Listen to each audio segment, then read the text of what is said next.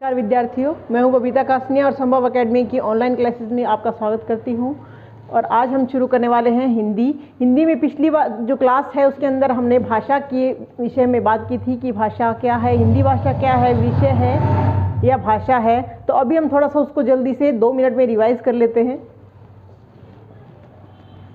जल्दी हम इसे रिवाइज करेंगे, ज़्यादा समय वेस्ट नहीं करेंगे क्योंकि पहले हम इसे कर चुके हैं। हिंदी क्या है? एक भाषा है जो कि भाष धातु से बना है।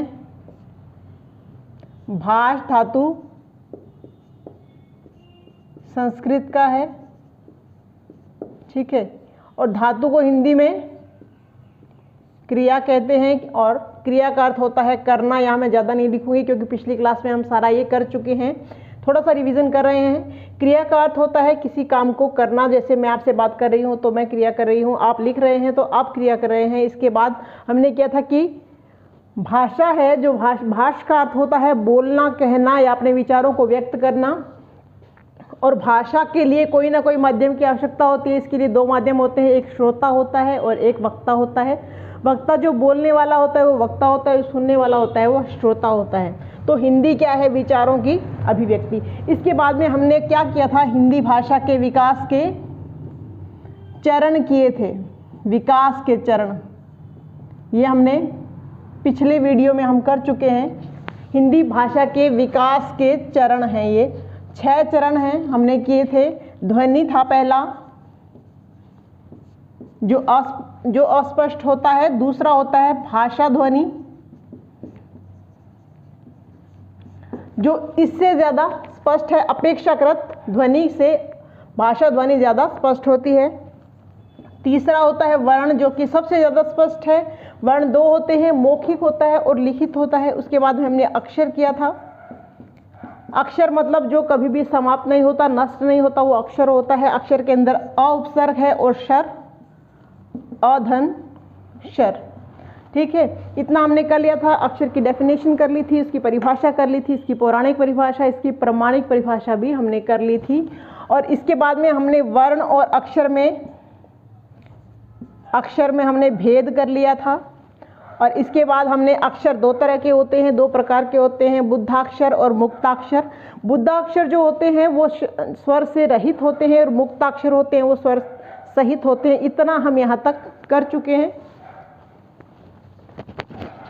संभव एकेडमी के ऑनलाइन प्लेटफॉर्म पे तरह तरह की वीडियो आपको देखने को मिलेंगी। जीके से रिलेटेड वीडियोस हैं, मैथ्स के हैं, साइंस के हैं, सभी तरह की वीडियो हैं। बहुत ही अनुभवी शिक्षकों के द्वारा ये आपके लिए बनाए गए हैं वीडियो, तो इन्हें ज़रूर देखें। इसके बाद में 5वां जो चरण है वह है शब्द। हिंदी भाषा के विकास के चरण कर रहे हैं, ये 5वां चरण है शब्द। शब्द क्या होते हैं? सार्थक समूह। शब्द होते हैं सार्थक समूह। सार्थक का मतलब होता है सार्थक, मतलब जिसका कोई ना कोई अर्थ अवश्य होता है। जैसे मैं यहाँ लिखूं लकम, मैंने यहाँ लिखा है लकम, क्या इसका कोई अर्थ है? लकम शब्द का कोई भी अर्थ नहीं है, यह निरर्थक है, मतलब इसका कोई अर्थ नहीं है। जब तक किसी भी शब्द का अर्थ नहीं होता तो वो शब्द नहीं होता, शब्द हमेशा सार्थक होता है। अब इसी को अगर मैं कमल लिखती हूँ तो क्या ये सार्थक है? जी हाँ, ये कमल शब्द सार्थक है क्योंकि कमल फूल भी हो सकता है, कमल किसी व्यक्ति का नाम भी हो सकता है, किसी जगह का नाम, किसी शहर का नाम भी इस पर हो सकता है। तो ये एक सार्थक शब्द है, ठीक है। शब्द सार्थक समूह है जिसका कोई ना कोई अर्थ होना आवश्यक होता है। जिस तरह से हमने कमल लिखा है, कमल का भी अर्थ देखिए, फूल, व्यक्ति या जगह, तीनों ही हो सकते हैं। तो ये एक सार्थक शब्द है। इसके बाद में 6ठा चरण था वाक्य। वाक्य भी सार्थक समूह है। सार्थक समूह, क्योंकि जो वाक्य है वो शब्द से ही बनते हैं तो सार्थक समूह तो निश्चित रूप से होगा ही। साथ में ये क्रमबद्ध होते हैं।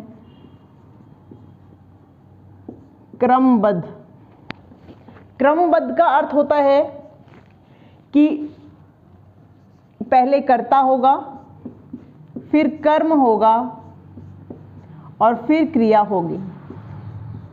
संस्कृत में जो ये वाक्य बनाए जाते हैं इनको आगे पीछे कैसे भी लिखा जा सकता है, लेकिन हिंदी के अंदर इनका जो क्रम है वो निश्चित होता है। आरपीएससी में बहुत बार ये क्वेश्चन पूछा जाता है, आरपीएससी में बहुत बार ये क्वेश्चन पूछा जाता है कि वाक्य का क्रम बताइए, तो क्रम ये होता है कि कर्ता, कर्म और क्रिया। ठीक है, जैसे मैं इसी से वाक्य बना के आपको उदाहरण देती हूँ कि कमल बाजार जाता है। ठीक है, कमल बाजार जाता है, तो ये देखिए ये कर्ता है, ये कर्म है और ये क्रिया है। इसी तरह से पानी में कमल खिलता है, खिलता है। तो ये वाक्य देखिए बिल्कुल सार्थक हैं। इन सभी शब्दों का कोई ना कोई अर्थ अवश्य है और साथ में ये सभी क्रमबद्ध भी है। तो इस तरह से वाक्य है वह सार्थक समूह है और क्रमबद्ध होना भी आवश्यक होता है। ठीक है, अब थोड़ा सा हम पिछले वाला जो हमने किया है उसे एक चित्र के माध्यम से मैं आपको समझा रही हूँ।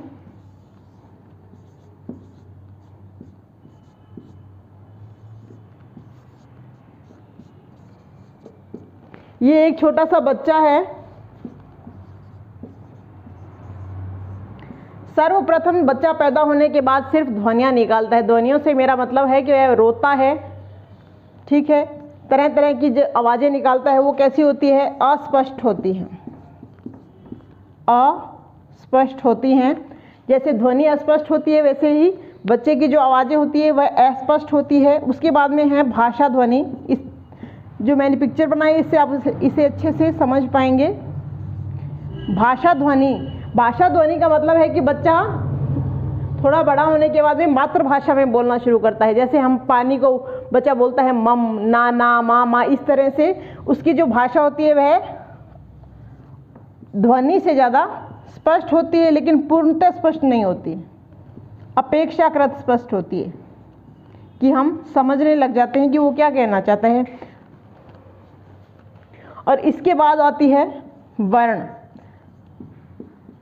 कि जब बच्चा स्कूल जाने लगता है तो वह वर्ण बनाना सीख जाता है, जैसे अब, कब, इस तरह से। उसके बाद में शब्द और उसके बाद में वाक्य। ठीक है,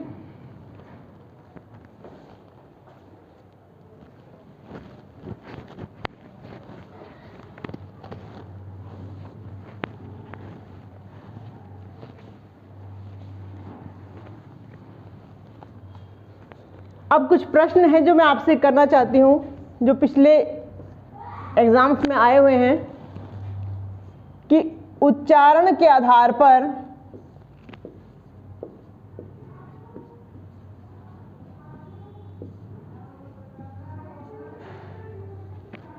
भाषा की सबसे छोटी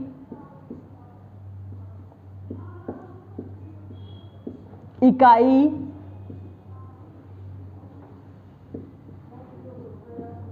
कौन सी है? कौन सी है? भाषा उच्चारण के आधार पर भाषा की सबसे छोटी इकाई कौन सी है? तो इसका उत्तर होगा ध्वनि। ये मैं आपसे मौखिक उच्चारण के आधार पर पूछ रही हूँ, लिखित उच्चारण के आधार पर नहीं पूछ रही हूँ। मौखिक उच्चारण के आधार पर भाषा की सबसे छोटी इकाई ध्वनि होती है। ये बहुत ही इंपॉर्टेंट क्वेश्चन है, आप इन्हें अपनी नोटबुक में नोट डाउन कर लीजिए, इनसे बाहर कुछ भी नहीं आएगा। 2 नंबर क्वेश्चन है कि लिखित या लिपि, लिपि का मतलब संकेत, सांकेतिक चिन्ह जो होते हैं, या लेखन के आधार पर भाषा की सबसे छोटी इकाई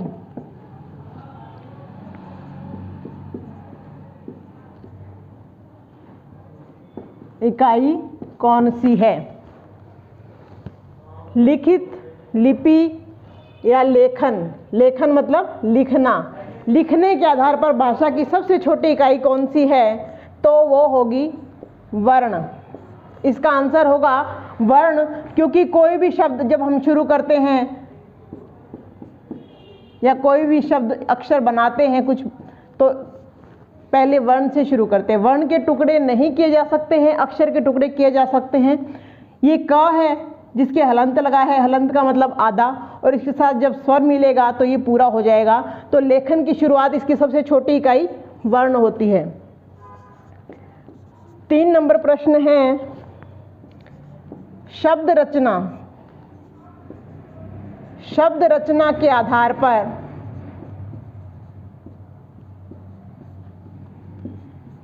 भाषा की सबसे छोटी इकाई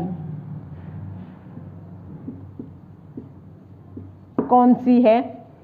शब्द रचना के आधार पर भाषा की सबसे छोटी इकाई कौन सी है? तो इसका उत्तर भी वर्ण होगा, क्योंकि किसी भी शब्द की रचना करने के लिए पहले वर्ण से हम अक्षर बनाएंगे, अक्षर से शब्द और शब्द से हम वाक्य बनाएंगे। 4 नंबर क्वेश्चन है कि स्वतंत्र रचना। स्वतंत्र रचना के आधार पर भाषा की सबसे छोटी इकाई कौन सी है? ठीक है, स्वतंत्र रचना के आधार पर भाषा की सबसे छोटी इकाई शब्द होती है। अब शब्द कैसे होती है?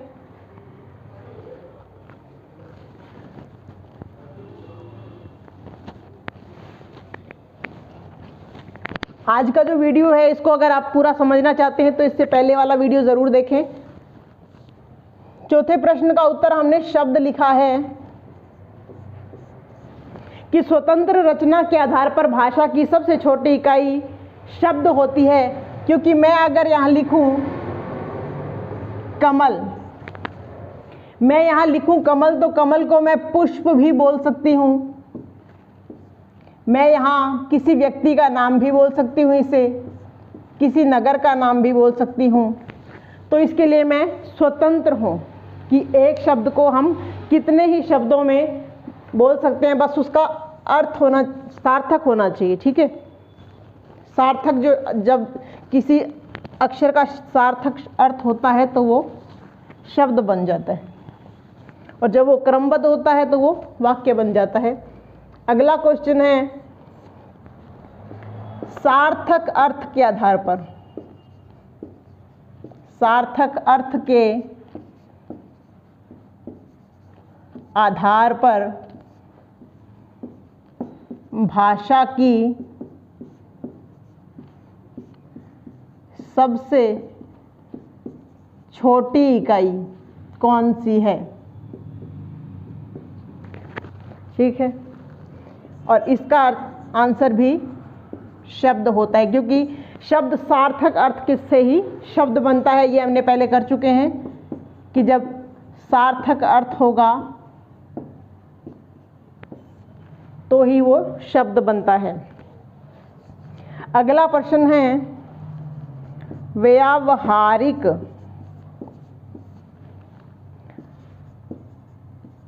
अर्थ के आधार पर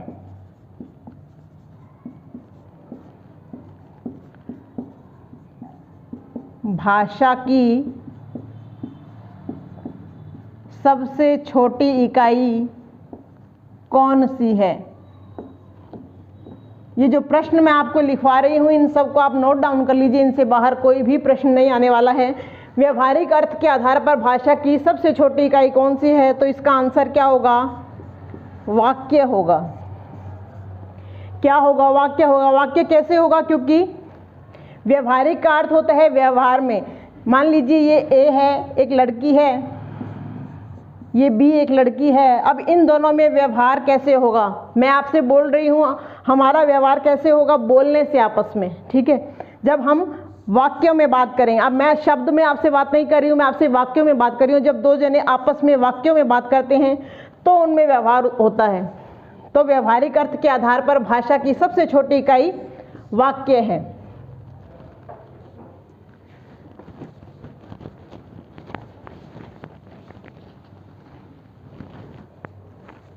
इसके बाद में 7वां क्वेश्चन है व्याकरणिक आधार पर। व्याकरणिक आधार पर भाषा की सबसे छोटी इकाई कौन सी है? ठीक है,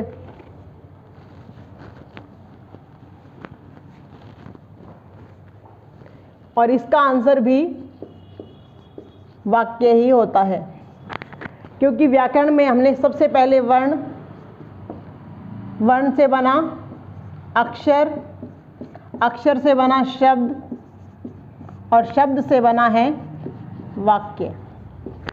तो ये व्याकरण के आधार पर ये वाक्य बना है। तो व्याकरणिक आधार पर भाषा की सबसे छोटी इकाई वाक्य है। इसके अलावा एक जो क्वेश्चन है बहुत बार पूछा जाता है कि भाषा की, मोस्ट इम्पोर्टेंट क्वेश्चन है ये, बहुत बार पूछा जाता है कि भाषा की सबसे छोटी इकाई कौन सी है?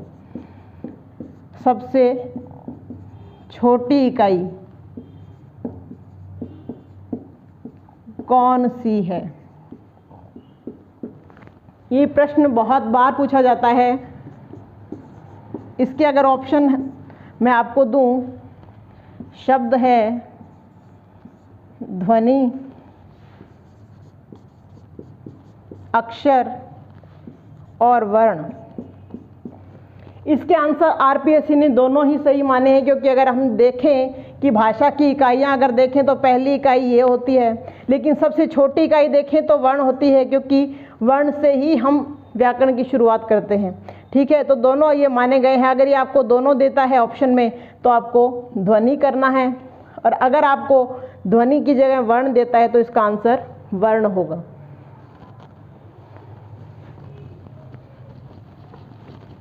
इसके अलावा एक क्वेश्चन और है,